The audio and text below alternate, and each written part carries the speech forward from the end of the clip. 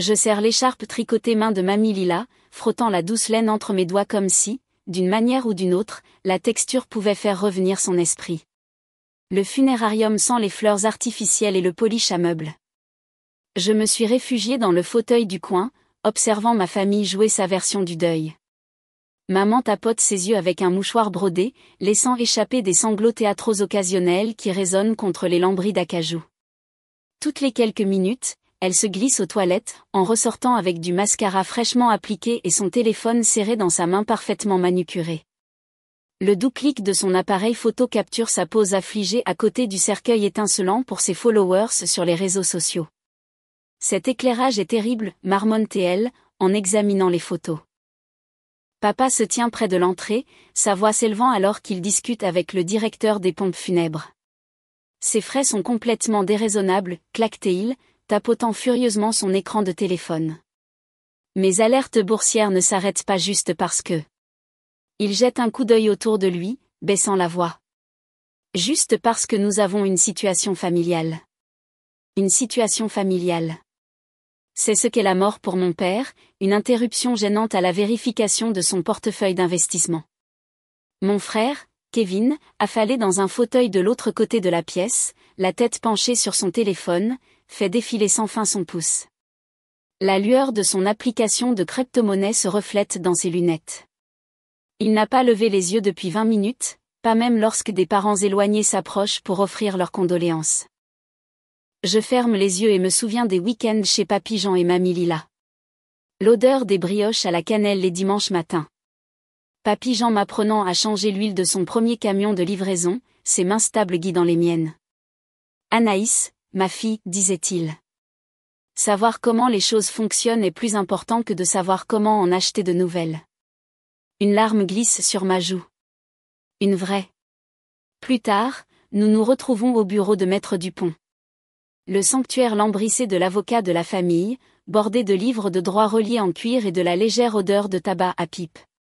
Maman s'approprie immédiatement la chaise centrale, s'installant comme si elle posait pour un portrait.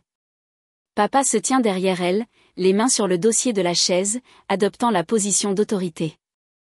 Je pensais que nous pourrions mettre en vente la maison du port immédiatement, dit maman, inspectant ses ongles. Le marché est à son apogée, et cette vue rapportera gros. Le bateau devrait se vendre rapidement aussi, ajoute papa, acquiesçant. Et ses antiquités. Ne nous emballons pas, interrompt Kevin, levant enfin les yeux de son téléphone. J'ai déjà des acheteurs intéressés par la flotte de camions de papy. Ma start-up pourrait utiliser ce capital. Maître Dupont siffle, faisant taire les vautours. Il me regarde brièvement, quelque chose d'indéchiffrable traversant son visage. Il sort un épais document, le plaçant délibérément sur son bureau. En tant qu'exécuteur testamentaire de la succession de Jean et Lila Dubois, commence-t-il, sa voix formelle. Je suis tenu de lire leurs dernières volontés exactement telles qu'elles sont écrites. Ma famille se penche en avant, pleine d'attente.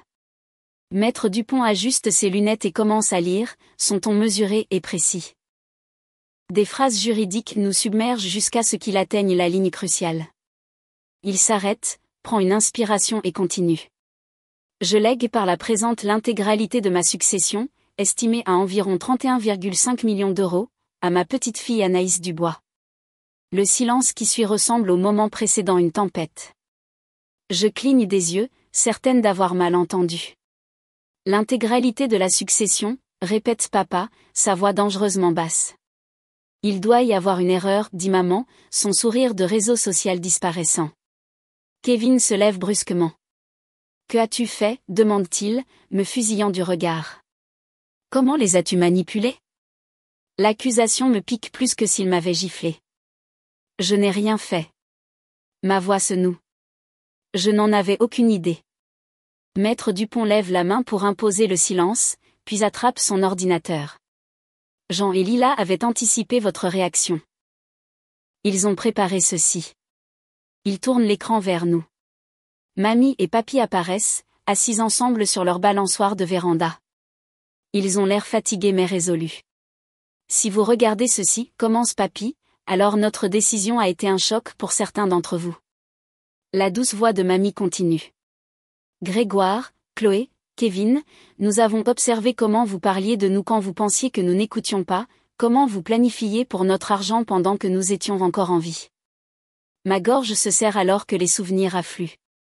Être déposé à leur modeste maison qui, apparemment, cachait des millions pendant que mes parents assistaient à des événements de réseautage, l'adolescente que j'étais aidant papy à entretenir sa petite flotte de camions qui était apparemment la base d'un empire du transport maritime. Mamie m'apprenant à cuisiner, à jardiner, à vivre avec un but plutôt qu'avec des faux-semblants. Anaïs est la seule qui nous ait jamais aimés pour nous-mêmes, dit mamie, les yeux humides, pas pour ce que nous pouvions lui donner. La vidéo se termine. Maître Dupont ferme son ordinateur portable avec une finalité silencieuse. Sur le parking, papa me coince contre ma voiture, son souffle chaud sur mon visage. Tu me transféreras le contrôle demain, dit-il, la voix basse et dangereuse. Tu peux garder 12%? Chérie, roucoule maman, apparaissant à ses côtés, son inquiétude aussi fabriquée que son chagrin. Ce genre d'argent nécessite de l'expérience pour être géré. Tu n'es tout simplement pas équipé. Kevin se tient derrière eux. Souviens-toi de ce que signifie la loyauté familiale, Anaïs. Souviens-toi de qui prend soin de qui. Je serre mes clés fermement, sentant le métal mordre ma paume. J'ai besoin de temps pour réfléchir, je réussis à dire, la voix tremblante mais ferme.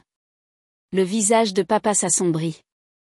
Souviens-toi de qui possède ton immeuble, Anaïs. Souviens-toi de qui peut passer un coup de fil et te laisser sans abri. Il s'éloigne, un front uni d'ayant droit. Je reste figé, les clés me rentrant dans la peau, le poids de 31 millions d'euros et la confiance de mes grands-parents pesant sur moi comme une force physique. Cette nuit-là, je fais les 100 pas dans mon minuscule studio, la panique me rongeant la poitrine. Tout ce que je possède tient dans cette pièce. Ma vie de conseillère d'orientation couvre à peine le loyer. Je n'ai pas d'économie, pas de plan de secours. Je m'effondre sur mon lit, mes doigts serrant toujours l'écharpe de mamie, quand un coup à ma porte me fait sursauter. Inspection de la direction, appelle une voix rude. Mon téléphone sonne. Le nom d'Aaron clignote à l'écran. Anaïs, dit-il urgemment quand je réponds.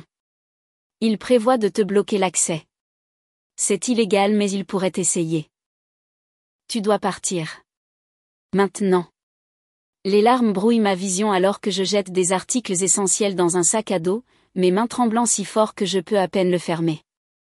Je n'aurais jamais imaginé qu'hériter d'une fortune me laisserait plus vulnérable que jamais dans ma vie. Mais alors que je prends l'écharpe de mamie et que je l'enroule autour de mon cou, sa voix semble me chuchoter à l'oreille. Tiens bon, ma petite Anaïs. Certaines choses valent la peine d'être défendues. Le lendemain, la pluie bat le pare-brise alors que je me gare devant la maison de mes grands-parents, à Saint-Malo. La grande bâtisse d'artisans est en retrait de la route, enveloppée de cèdres et de pierres, de conception modeste, malgré son emplacement en bord de mer. Rien à voir avec les manoirs modernes étincelants qui ont poussé autour d'elle au fil des décennies. Je reste assise dans la voiture, regardant les gouttes de pluie dévaler la vitre, mon cœur martelant mes côtes. Il y a 24 heures, je fuyais mon appartement avec un sac à dos d'essentiel. Maintenant, je suis sur le point d'entrer dans une maison d'une valeur de plusieurs millions qui m'appartient d'une manière ou d'une autre. La porte d'entrée s'ouvre avant que je ne l'atteigne. Miguel Alvarez se tient dans l'entrée, son visage buriné solennel. Pendant 15 ans, il a géré ce domaine, devenant plus de la famille qu'un employé. Mademoiselle Anaïs. Sa voix se brise légèrement. Bienvenue chez vous. J'entre, laissant des gouttes sur le parquet en chêne usé. La maison sent l'huile de citron et la cannelle, comme elle l'a toujours fait. Votre grand-mère m'a demandé de vous donner ceci. Miguel tend une petite clé en laiton. Si les choses tournaient ainsi. Il me conduit au bureau de papy, où un lourd bureau antique domine la pièce. La clé s'insère dans un tiroir du bas, révélant un journal en cuir usé relié par un ruban fané. Elle a dit que vous comprendriez le moment venu. Miguel me serre l'épaule avant de me laisser seule. Je me recroqueville dans le fauteuil de lecture de papy près de la cheminée, repliant mes pieds sous moi en ouvrant le journal. La première entrée est datée d'il y a 10 ans. Grégoire est venu aujourd'hui demander un autre prêt. Prétendait que son investissement était garanti de tripler en quelques mois. Quand Jean a hésité, il nous a rappelé à quel point les frais de scolarité de Kevin devenaient chers.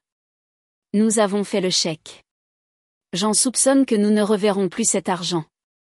Mon estomac se serre. Je feuillette plusieurs mois.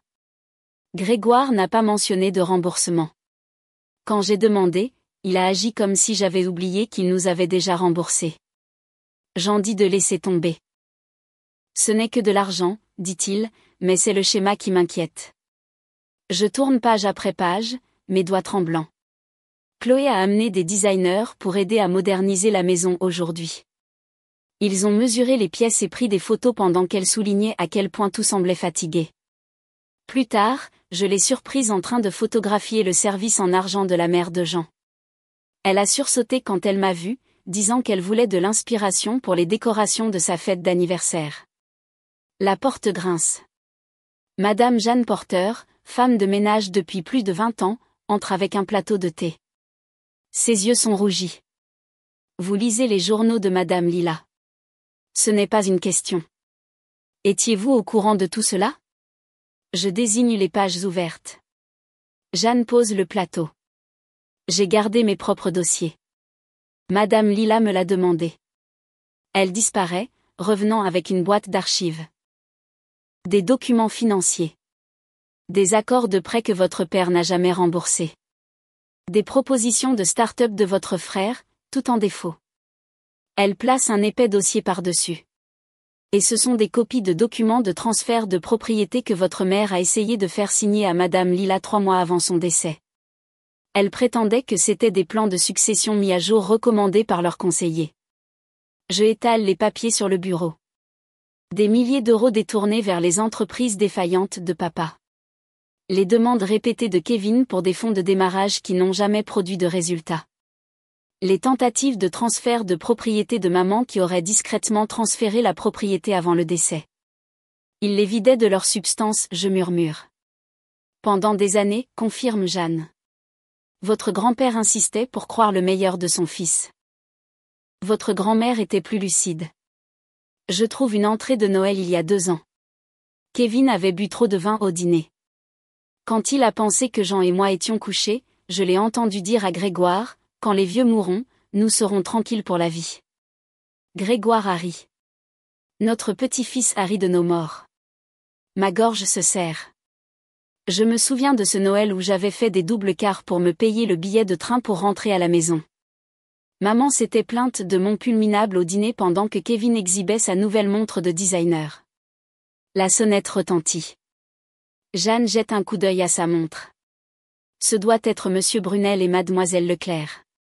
Monsieur Marc Brunel entre le premier, portant un porte-documents en cuir, son visage habituellement composé tendu. En tant que conseiller financier de papy pendant 20 ans, il est le seul à avoir vraiment compris l'étendue de leur richesse. Anaïs, dit-il, prenant ma main. J'ai apporté le portefeuille complet. Vous devez comprendre ce que vous protégez. Mademoiselle Evelyne Leclerc suit, ses cheveux argentés tirés sévèrement en arrière. Associée de papy chez Transport Saint-Malo pendant 3 décennies, elle porte une pile de dossiers d'entreprise. Les employés de Transport Saint-Malo signalent des visiteurs étranges qui posent des questions sur les itinéraires de transport et les contrats clients, dit-elle sans préambule. Quelqu'un fouille. Maître Dupont arrive le dernier, des documents légaux sous le bras. J'ai préparé des mesures de protection préliminaires. Nous devons agir vite. Ils se rassemblent autour de la table de la salle à manger, formant un cercle de protection dont je n'aurais jamais cru avoir besoin. Chacun apporte un morceau du puzzle, révélant l'empire que mes grands-parents ont construit et comment ma famille a méthodiquement essayé de le démanteler. Mon téléphone vibre. La voix de papa remplit le haut-parleur lorsque je lis le message vocal. Tu n'as aucune idée de ce à quoi tu t'attaques, Anaïs. Cela peut encore se terminer avec tout le monde heureux, ou cela peut devenir très laid. Ton choix. Pendant que nous élaborons une stratégie, la sonnette retentit à nouveau. Un coursier livre une enveloppe Kraft sans adresse de retour. À l'intérieur se trouvent mes photos d'enfance avec des visages barrés au marqueur rouge. Cela s'intensifie rapidement, dit Maître Dupont, mettant les photos dans un sac comme preuve. Les employés de Transport Saint-Malo signalent des visiteurs étranges. Votre frère a commencé à publier sur votre instabilité mentale en ligne. Votre mère a appelé votre lieu de travail avec des préoccupations familiales. Ma main tremble alors que je pose ma tasse de thé. Que faisons-nous? Déposer des ordonnances de protection d'urgence, dit Maître Dupont, sortant des documents préparés. Les preuves sont accablantes. Le juge approuvera immédiatement. Il y a autre chose, dit Jeanne. Madame Lila a mis de côté le chalet de Port-Louis dans une fiducie séparée. Il ne fait pas partie de la succession principale, un endroit sûr si vous en avez besoin. Je pense à mes élèves, les enfants qui comptent sur ma présence chaque jour. Je devrais prendre un congé sans solde. Le poids de tout cela s'effondre soudainement. Je marche jusqu'au jardin de mamie, maintenant scintillant de pluie. Ces roses fleuriront bientôt sans qu'elle puisse les voir. Je n'ai jamais voulu leur argent, je murmure à la terre humide. Je voulais juste eux. Mais en regardant la maison où mes alliés inattendus attendent, je réalise que mamie et papy m'ont donné plus que de l'argent. Ils m'ont donné la vérité, et des gens qui m'aideront à la protéger. 3 jours après mon emménagement dans ma nouvelle ancienne maison, mon café du matin refroidit tandis que je fixe le journal. Le titre me regarde fixement, la famille conteste une succession suspecte. Ma main tremble alors que je parcours des citations de sources familiales anonymes, affirmant que mamie Lila souffrait d'une capacité diminuée au cours de ces derniers mois. Ils font vraiment ça, je murmure à la cuisine vide. Mon téléphone vibre avec un SMS d'Aaron. Grégoire a déposé une requête d'urgence auprès du tribunal, affirmant que Lila était mentalement incompétente lors de la signature du testament. Appelle-moi. Avant que je ne puisse composer le numéro, une notification apparaît. Le visage souriant de maman remplit mon écran, une capture d'écran de l'émission matinale locale où elle tapotait des larmes théâtrales en décrivant ses inquiétudes concernant l'exploitation des personnes âgées. La légende se lit, fille au cœur brisé s'exprime sur des soupçons d'abus envers les aînés. Les murs de la maison de papy et mamie, ma maison, semblent maintenant se resserrer. Je pose le téléphone, respirant profondément comme je dis à mes élèves de faire quand l'anxiété les submerge. Miguel frappe doucement avant d'entrer. Mademoiselle Anaïs, vous devriez voir ceci. Il me tend sa tablette, ouverte sur une page de réseau social que Kevin a créée pendant la nuit. Justice pour l'héritage du bois. Déjà 400 followers. Des gens que j'ai connus toute ma vie commentent leurs inquiétudes. Transport Saint-Malo a appelé, ajoute Miguel, son visage buriné solennel. 3 clients ont reçu des lettres anonymes, remettant en question la stabilité de l'entreprise. Ils attaquent sous tous les angles, ma voix semble distante, inconnue. Votre grand-père l'avait anticipé. Miguel fait un geste vers le bureau. C'est peut-être le moment de voir ces journaux d'affaires. Dans le bureau lambrissé de chêne qui sent encore légèrement le tabac à pipe de papy, j'ouvre le journal relié en cuir de 1987, l'année où Transport Saint-Malo a failli faire faillite pendant la récession. L'écriture soignée de papy remplit la page. La Banque Générale a rejeté notre demande de prêt aujourd'hui. Lila dit que nous devrions vendre la maison. Je ne risquerai pas notre foyer. Quand tout le monde dit que vous allez échouer, c'est là que vous trouvez votre colonne vertébrale. Demain, je parlerai au chauffeur d'un arrangement de paiement temporaire jusqu'à ce que nous traversions cela. Je touche la page, sentant les indentations que son stylo a faites il y a des décennies. Les mots se brouillent alors que les larmes montent. Il y a plus, dit Miguel, ouvrant le tiroir du bureau de mamie. Il en retire une petite clé USB. Madame Lila a installé des caméras de sécurité l'année dernière. Elle n'en a jamais parlé à vos parents. Sur l'ordinateur de papy, je regarde des images datées du jour de l'enterrement. Papa et Kevin, se déplaçant méthodiquement dans les pièces, vérifiant les valeurs sur leur téléphone, enveloppant de petits objets dans leur manteau avant de partir. Maman photographiant l'argenterie et les antiquités, essuyant de fausses larmes entre les prises. Ils volaient, je murmure, tout en faisant semblant de pleurer. Madame Lila le savait. Elle gardait des enregistrements de tout. Le système de sécurité sonne, nous interrompant. Miguel vérifie son téléphone. Ils sont aux portes, tous. Mon cœur bat contre mes côtes alors que je me dirige vers la fenêtre avant. 3 véhicules sont au ralenti devant les portes en fer forgé. La Mercedes de papa, le Range Rover de maman, la Tesla de Kevin. Dois-je appeler Aaron, demande Miguel. Je redresse mes épaules, me souvenant des paroles de papy. Trouvez votre colonne vertébrale. Non, je m'en occuperai. L'interphone grésille. La voix de papa, professionnelle et autoritaire. Anaïs, ouvre les portes. Nous sommes ici pour récupérer les objets de famille qui nous appartiennent de droit à tous. Je presse le bouton du haut-parleur. Je vous attends sur le perron. Le soleil d'été tape alors que je me tiens seul sur les larges marches de calcaire. Les portes s'ouvrent automatiquement. Je veux des témoins de ce qui va se passer. Papa s'avance le premier, mallette à la main, l'expression contrôlée mais les yeux brillants de calcul. Maman suit, l'appareil photo près dans une élégante robe noire, tandis que Kevin traîne légèrement derrière, les épaules voûtées. Cela a été assez loin, annonce papa, projetant sa voix comme s'il s'adressait à un conseil d'administration. Nous sommes ici pour le service en argent de l'arrière-grand-mère et les lampes Tiffany pour commencer. Pour cela. Ces objets ont été spécifiquement énumérés dans le testament comme faisant partie de mon héritage, je dis, ma voix plus ferme que je ne me sens. Un testament que nous contestons, maman intervient, son inquiétude de façade s'estompant. Chérie, tu es dépassée. Laisse-nous t'aider à gérer les choses jusqu'à ce que les tribunaux règlent cela. Kevin s'avance soudainement, tentant de me dépasser dans les escaliers. Je vais juste chercher mes affaires dans mon ancienne chambre pendant que nous. Il se fige alors que des lumières clignotent et qu'un faible bourdonnement emplit l'air.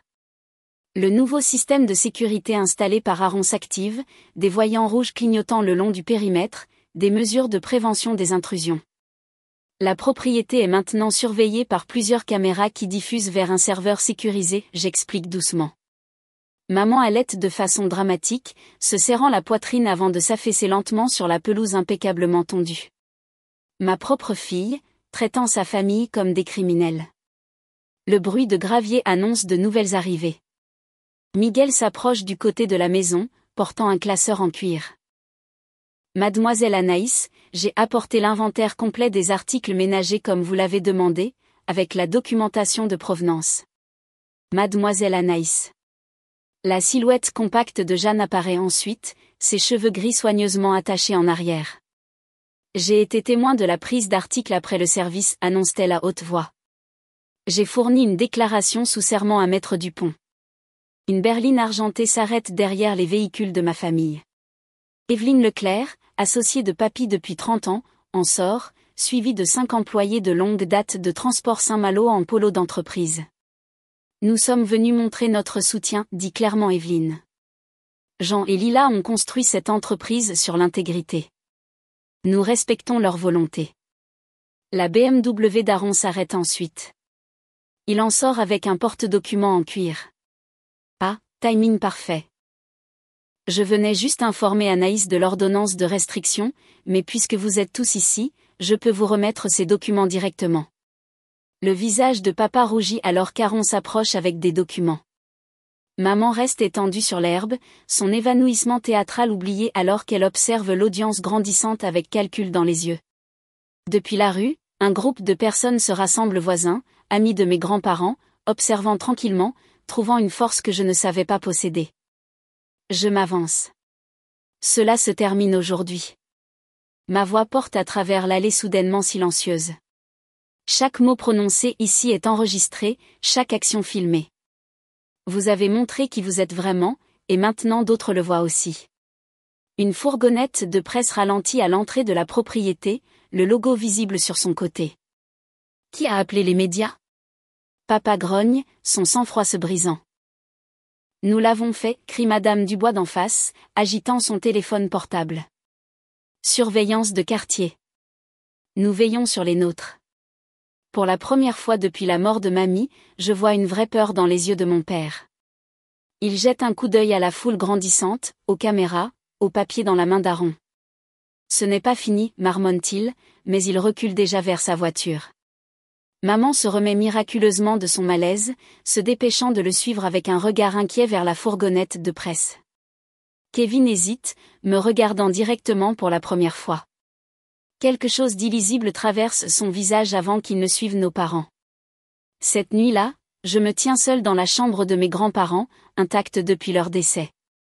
Le panier à tricot de mamie est posé à côté de son fauteuil de lecture, des aiguilles dépassant d'une écharpe bleue inachevée. Les lunettes de lecture de papy reposent sur sa table de nuit, pliées soigneusement à côté d'un roman policier à moitié lu. Le chagrin que je tenais à distance s'abat sur moi. Je m'effondre sur le bord de leur lit, serrant une des aiguilles à tricoter de mamie. Je ne sais pas si je peux être ce qu'ils croyaient que je pouvais être, je murmure dans le vide. L'aube me trouve toujours là, regardant la lumière filtrer progressivement à travers les rideaux de dentelle que mamie a fait elle-même. Quelque chose se dépose dans ma poitrine, pas la paix exactement, mais la résolution. Plus tard ce matin-là, l'équipe se réunit dans le bureau de papy Aron avec des dossiers juridiques, Marc avec des projections financières, Evelyne avec des rapports d'opération de transport Saint-Malo. Je prends la place de papy à la tête de la table, ne me sentant plus comme une usurpatrice. Nous avons besoin de plans complets, je leur dis, non seulement pour nous défendre contre leurs attaques, mais pour construire quelque chose de durable. J'ai préparé des injonctions contre tout harcèlement juridique supplémentaire, commence Aron, faisant glisser des documents sur la surface polie. Marc tapote sa tablette. J'ai sécurisé les comptes et les investissements avec des protocoles de vérification supplémentaires. La réunion des employés de Transport Saint-Malo s'est bien passée, rapporte Evelyne. Une fois qu'ils ont compris votre engagement à maintenir les opérations et les emplois, le moral s'est stabilisé. Nous ne faisons pas que défendre, je dis, faisant écho à la voix calme de papy dans ma mémoire. Nous construisons. Un léger coup interrompt. Jeanne entre, portant une boîte en carton poussiéreuse. Trouvez ça dans le grenier. J'ai pensé que vous devriez le voir. L'étiquette de la boîte, de l'écriture soignée de mamie, se lit simplement, en cas de Grégoire. À l'intérieur se trouvent des décennies de documents méticuleusement organisés, lettres, conversations enregistrées, dossiers financiers, datés et catalogués avec la précision caractéristique de ma grand-mère. Au fond, enveloppé dans du papier sans acide, se trouve un petit livre relié en cuir. Je retiens mon souffle en le soulevant délicatement. Est-ce ce que je pense que c'est, je murmure. Jeanne hoche la tête, ses yeux connaisseurs. Madame Lila a dit que vous le reconnaîtriez le moment venu. Je tiens le grand livre de contes original de papy Jean de 1962, le document fondateur de Transport Saint-Malo, contenant le cadre juridique qui rendrait la contestation du testament presque impossible. Notre réunion se termine avec une nouvelle détermination. Pour la première fois depuis la bombe de l'héritage, je ne sens pas seulement la colonne vertébrale de papy, mais la mienne. Une semaine plus tard, je me prépare à défendre ce qui est légalement à moi et à protéger l'héritage de mes grands-parents. Je suis assise au bureau antique en chêne de papy Jean, mes doigts caressant les bords usés où ses mains ont reposé pendant des décennies. La chaise en cuir garde encore l'empreinte de son corps, un souvenir physique qui me réconforte alors que je décroche le téléphone pour ce qui me semble être le 100e appel aujourd'hui. Monsieur Dubois. Oui. C'est Anaïs Dubois. J'apprécie que vous ayez pris mon appel. Je redresse ma posture, canalisant la confiance tranquille de papy. J'aimerais discuter de l'expansion du programme de partage des bénéfices pour les chauffeurs de Transport Saint-Malo, avec effet immédiat. La matinée passe dans un tourbillon de réunions, chacune étant une autre pièce du plan que nous avons élaboré. Les employés de Transport Saint-Malo entrent et sortent du bureau tout au long de la journée, des chauffeurs burinés par le temps avec des mains calleuses, du personnel de bureau aux yeux curieux, des mécaniciens aux doigts tachés de graisse. Chacun repart avec les épaules un peu plus droites, les yeux un peu plus brillants. Mon grand-père croyait qu'une entreprise n'est aussi forte que les gens qui la construisent au quotidien, je dis aux chefs de département réunis. À partir du mois prochain, chaque employé participe au programme de partage des bénéfices étendus. La couverture des soins de santé s'étend pour inclure les personnes à charge. Le fonds d'éducation double. Evelyne distribue les dossiers détaillés, tandis que Marc projette les modèles financiers montrant la durabilité à long terme. La salle éclate en applaudissements, sincères et chaleureux, rien à voir avec les applaudissements creux des réseaux sociaux que ma mère recherche. Docteur Leroy, je dis plus tard, le téléphone collé à mon oreille alors que je consulte l'évaluation des besoins communautaires étalée sur le bureau. La Fondation souhaite se concentrer d'abord sur les bourses de formation professionnelle. Mon grand-père croyait en la dignité des métiers qualifiés. L'expert de la Fondation à l'autre bout du fil parle avec enthousiasme des délais de mise en œuvre. Je prends des notes dans les marges de l'évaluation, encerclant les domaines d'impact les plus importants. Mon téléphone vibre avec un SMS d'Aaron. Grégoire a contacté directement 3 clients majeurs, invoquant des préoccupations familiales concernant la stabilité de Transport Saint-Malo. J'expire lentement, sentant la tension familière dans ma poitrine. Le téléphone de bureau sonne quelques minutes plus tard. Le directeur des opérations de Transport Saint-Malo me rapporte que maman s'est présentée à mon école, coinçant le directeur avec des préoccupations concernant l'état d'esprit d'Anaïs. Le directeur Moreau n'y a pas cru, m'assure-t-il, il a dit que votre mère semblait plus instable que vous ne l'avez jamais été. Un coup à la porte révèle Miguel, son expression grave alors qu'il tient un paquet scellé. Ceci a été livré par coursier, sans adresse de retour. À l'intérieur, un épais dossier intitulé « Preuve de manipulation » contient des photos de moi avec mes grands-parents, annotés de dates et de questions suspectes, des impressions de de prétendues évaluations psychologiques, des dossiers médicaux avec des passages surlignés suggérant mon influence indue. Je tourne à la dernière page et éclate d'un rire inattendu. Ils ont accidentellement inclus leur propre email menaçant à Mamie Lila de l'année dernière, avec le bloc de signature de Grégoire et des menaces légales lorsqu'elle a refusé de transférer les titres de propriété. Ils sont désespérés, dit Aaron quand je l'appelle. Heureusement que nous l'avions anticipé. Le lendemain matin est clair et frais alors que je me prépare pour le déjeuner de la chambre de commerce. Papa avait planifié ce moment pendant des semaines, selon nos sources, une confrontation publique où je serais forcée de me défendre parmi l'élite des affaires de Saint-Malo. Prête, demande Evelyne alors que nous nous garons sur le parking du country club. Marc ajuste sa cravate. Souviens-toi, reste calme quoi qu'il arrive, nous avons cela sous contrôle. La salle de banquet se tait à notre entrée. Le visage de Grégoire s'assombrit quand il nous aperçoit, son corps se tendant comme un prédateur se préparant à bondir. Je sens des dizaines d'yeux suivre notre progression vers la table réservée. J'ai à peine pris place que papa s'approche, sa voix portée. La voilà, la fille qui détruit l'héritage de notre famille. J'en aurais honte de ce que tu as fait à Transport Saint-Malo.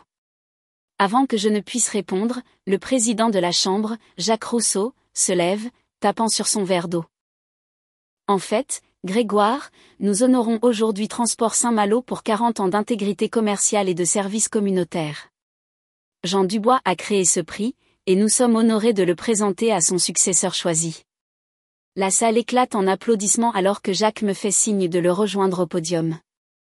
Mes jambes sont raides alors que je me lève, pleinement consciente du visage rougi de papa et du sourire figé de maman. Mes grands-parents ont construit Transport Saint-Malo sur 2 fondations, je dis, acceptant le prix de cristal, l'excellence du service et l'investissement dans les personnes. Leur héritage ne se mesure pas en euros mais en vies améliorées. L'ovation debout me submerge par vagues. D'anciens chauffeurs partagent des histoires de papy les aidant dans les moments difficiles.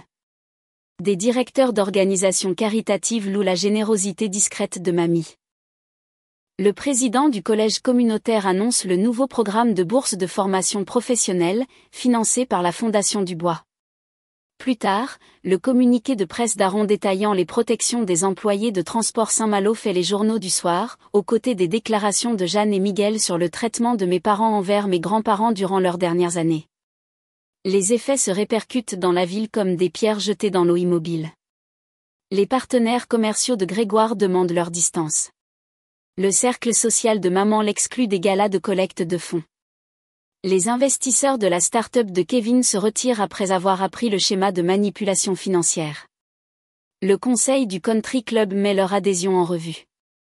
Je refuse toutes les demandes d'interview, toutes les occasions de les critiquer publiquement. Nous nous concentrons sur la construction, pas sur la destruction, je dis à Miguel quand il m'apporte la dernière invitation d'une émission matinale. La première fissure apparaît 3 nuits plus tard.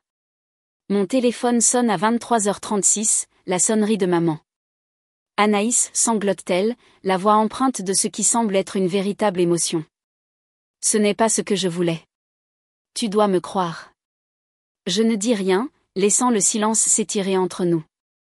Ton père, commence-t-elle, puis s'arrête. Je n'ai jamais voulu que les choses aillent si loin. La deuxième fissure se forme dans un SMS de Kevin le lendemain matin. Papa est en train de craquer. Je ne savais pas pour les prêts qu'il a contractés en mon nom. On peut parler? Juste nous deux. L'avocat de Grégoire appelle Aaron le lendemain, demandant une réunion sans Grégoire. Ils sont en train d'imploser, me dit Aaron après. Leur front uni s'effrite. Cette nuit-là, je m'assois sur le banc de la véranda où mamie et papy ont passé d'innombrables soirées, mon journal ouvert sur mes genoux. Le stylo flotte au-dessus de la page blanche avant de finalement se poser. La victoire semble creuse quand il s'agit de sa famille. Mais quelle est l'alternative? Renoncer à l'héritage qu'ils m'ont confié? Permettre l'exploitation qu'ils ont combattue pour empêcher? La brise transporte le parfum des roses de mamie, plantées il y a des décennies mais fleurissant toujours fidèlement chaque année. Tenir bon ne semble pas toujours triomphant, mais parfois, c'est la seule façon d'honorer ce qui compte le plus. Une semaine plus tard, j'ai appelé mes parents pour la confrontation finale. Je pose la montre de poche antique de Walter sur la table de conférence polie, un chronométreur silencieux pour l'épreuve de force d'aujourd'hui. L'horloge grand-père dans le hall sonne 10 alors que des portières de voiture claquent à l'extérieur. Ils sont là. Prête? Demande Aaron, ajustant sa cravate. Je hoche la tête, lissant l'écharpe de mamie Lila entre mes doigts. Aussi prête que je ne le serai jamais. Miguel ouvre la porte d'entrée, son visage professionnellement neutre, alors qu'il escorte ma famille dans la maison qu'ils ont tenté de dépouiller alors que mamie et papy étaient encore chauds dans leur tombe. Papa entre le premier, sa confiance ne faiblissant que lorsqu'il aperçoit la juge Dubois à table. Maman suit, son sourire prêt pour la caméra se figeant lorsqu'elle remarque Daniel Brox, ancien chef de police et ami de pêche de papy, debout près de la fenêtre. « Qu'est-ce que c'est ?» demande papa, s'arrêtant net. Nous avons convenu d'une réunion de famille, pas d'un tribunal public. Nous avons convenu d'une médiation, je le corrige. Ce sont les médiateurs que j'ai choisis. Kevin se glisse en dernier, les yeux passant de nos parents à moi, tirant sur son col. Pendant un bref instant, nos yeux se croisent, et quelque chose comme la honte traverse son visage. Maman glisse vers moi, les bras tendus.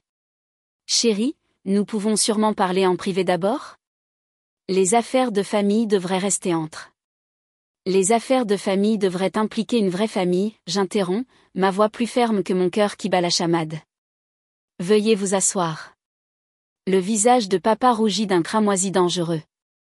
Je refuse de participer à ce cirque. Soit vous videz la pièce, soit nous partons. Nous procédons avec transparence ou pas du tout, je dis, désignant les chaises. Votre choix. Après une confrontation tendue, il s'assoit. Aaron glisse des dossiers devant chaque personne avec une précision exercée. Pièce à annonce-t-il, tapotant son ordinateur portable.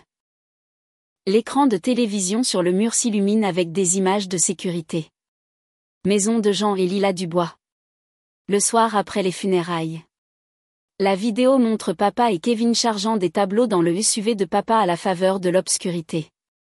Maman peut être vue enveloppant soigneusement des chandeliers en argent dans son écharpe. Kevin se tortille inconfortablement. La main de maman se porte à sa gorge. Des objets de famille que nous sauvegardions, dit papa, de manière dismissive, mais sa voix manque de conviction. Pièce B, Aaron clique. Des documents financiers apparaissent, chacun soulignant des prêts impayés aux entreprises défaillantes de papa, totalisant plus de 4 millions d'euros. Pièce C, Aaron continue méthodiquement à travers chaque pièce à conviction accablante. La tentative de maman de transférer des titres de propriété pendant que mamie était hospitalisée. La série d'investissements de démarrage en défaut de Kevin, des conversations téléphoniques enregistrées complotant la division des actifs avant même le décès de papy. À chaque révélation, la rage de papa monte visiblement. Ses jointures blanchissent autour des bords du dossier. La persona de victime soigneusement construite de maman s'effondre, le mascara coulant sur ses joues. Kevin fixe la table, les épaules voûtées. La juge Dubois prend des notes sans expression. Daniel se rapproche légèrement de papa lorsque sa respiration devient dangereusement rapide. Enfin, Aaron ouvre le journal en cuir de mamie. Selon les propres mots de Lila Dubois, daté du 14 juin de l'année dernière, Grégoire a exigé 100 000 € supplémentaires aujourd'hui. Quand je lui ai rappelé les prêts impayés précédents, il a suggéré que nous ne voudrions pas que Kevin soit au courant de certaines affaires familiales. Je reconnais la menace. Jean et moi avons décidé qu'Anaïs est notre seul espoir de préserver ce que nous avons construit. La pièce tombe dans le silence, à l'exception des sanglots discrets de maman. Tu les as manipulés, accuse papa, sa voix tremblante de fureur. Tu les as montés contre nous. Non, je réponds, mon calme me surprenant moi-même. Vos propres actions parlent d'elles-mêmes. Je fais glisser un document. Ceci est mon offre. Une petite fiducie pour chacun de vous, sous réserve de la restitution de tous les objets pris dans cette maison et de la cessation de toute tentative de communication avec moi ou toute personne associée à Transport Saint-Malo ou à la Fondation du Bois. Papa rit amèrement, ou quoi? Ou je porte plainte pour vol, abus envers personnes âgées et tentative de fraude, je réponds, le tout documenté en triple exemplaire et attesté par un juge en exercice et un ancien chef de police. Tu as monté tout le monde contre nous. Papa explose, frappant son poing sur la table. Non, papa, je dis, le regardant directement dans les yeux. Vos propres actions ont fait cela toutes seules. L'horloge grand-père tic-tac bruyamment dans le silence qui suit. 10 minutes passent avant que papa ne saisisse le stylo qu'Aaron lui offre. Le grattement des signatures ressemble à la fermeture d'un livre. Alors qu'ils partent, Kevin hésite à l'embrasure de la porte, jetant un regard en arrière avec une expression que je ne peux pas tout à fait lire. Pendant un instant, je pense qu'il pourrait rester, qu'il pourrait choisir différemment. Puis papa aboie son nom, et il essuie. Quand la porte se ferme, j'expire avec un léger tremblement. Aaron me serre l'épaule. La juge Dubois hoche la tête en signe d'approbation. Le visage buriné de Daniel s'illumine d'un sourire. J'en serais fier, dit-il doucement, tenir bon n'est pas une question d'être la voix la plus forte dans la pièce. C'est une question de savoir quand c'est assez. Je touche l'écharpe de mamie, toujours autour de mon cou. Je n'ai jamais voulu leur argent, je murmure. Je voulais juste être de la famille. Je sais, dit Aaron. C'est exactement pourquoi vos grands-parents vous ont fait confiance avec tout ce qu'ils ont construit. Dehors, les moteurs démarrent, les portières de voiture claquent, ils s'éloignent, et quelque chose en moi sait que c'est pour la dernière fois. Je suis l'héritage de mes grands-parents maintenant, pas leur argent, leur valeur. Et certaines limites, une fois fixées, ne doivent plus jamais être franchies. 6 mois après la confrontation finale, j'arrive toujours à l'école à 7h30, mon bureau de conseillère, un sanctuaire d'oreilles attentives et de conseils éclairés. La plaque nominative en laiton Anaïs Dubois, conseillère d'orientation scolaire, reste le titre que je chéris le plus, malgré les documents de fiducie portant des mots comme exécuteur et bénéficiaire. Ce matin, un petit article de la section affaires est posé sur mon bureau. Transport Saint-Malo a annoncé des profits records sous son nouveau modèle de propriété salariale. Les camions de papy Jean sillonnent toujours la ville, mais maintenant 68 chauffeurs ont des parts dans leur avenir. Mademoiselle Dubois? Mon assistante passe la tête. Vos invités de la fondation sont là. La fondation Lila et Jean Dubois existent sur le papier et avec 12 millions d'euros de fonds soigneusement alloués, mais aujourd'hui marque quelque chose de plus tangible, nos premiers boursiers. 5 étudiants attendent nerveusement dans la salle de conférence, serrant leur dossier d'acceptation. Leurs yeux s'écarquillent alors que j'explique le fonctionnement du fonds de formation professionnelle, frais de scolarité complets, bourse de subsistance et apprentissage garanti. Mes grands-parents croyaient en la construction de choses durables, je leur dis, maintenant, vous faites partie de cet héritage. Plus tard, je prends la route familière vers la maison du port. La propriété semble différente maintenant, plus légère d'une certaine manière, comme si le poids du secret s'était envolé. Je me gare à côté de la berline raisonnable d'Evelyne et de la vieille Volvo de Marc. À l'intérieur, la table de la salle à manger qui a autrefois été témoin de l'avidité de ma famille accueille maintenant une célébration. Jeanne dispose la porcelaine de Lila tandis que Miguel arrange le jeu d'échecs de papy Jean à proximité. Vous vous souvenez de notre première rencontre ici, demande Aaron, aidant avec les verres d'eau. Vous pouviez à peine parler sans trembler. Difficile de croire que c'était la même personne qui a tenu tête à Grégoire Dubois aux portes. Evelyne rit. Je passe mes doigts le long du bord de la table, me souvenant. Même maison, même personne, une Anaïs différente. Nous trinquons au cidre pétillant lorsque Marc annonce le premier grand projet de la Fondation, un laboratoire d'impression 3D pour le programme technique du collège communautaire. Lila et Jean seraient si fiers de ce que vous avez construit, dit Miguel, ses yeux s'embrouillant. Cette nuit-là, je feuillette mon journal de thérapie, traçant le chemin des crises de panique à l'objectif. Des pages remplies d'exercices de deuil cèdent la place à des recettes que Jeanne m'a apprises de la collection de Lila. Des notes sur les ouvertures d'échecs préférées de Papy Jean occupent les marges près des fleurs pressées du jardin du chalet. Le vieux chat, professeur, me permet enfin de lui caresser les oreilles alors qu'il s'installe sur le fauteuil préféré de Lila. Il y a 6 mois, il sifflait chaque fois que j'entrais dans la pièce.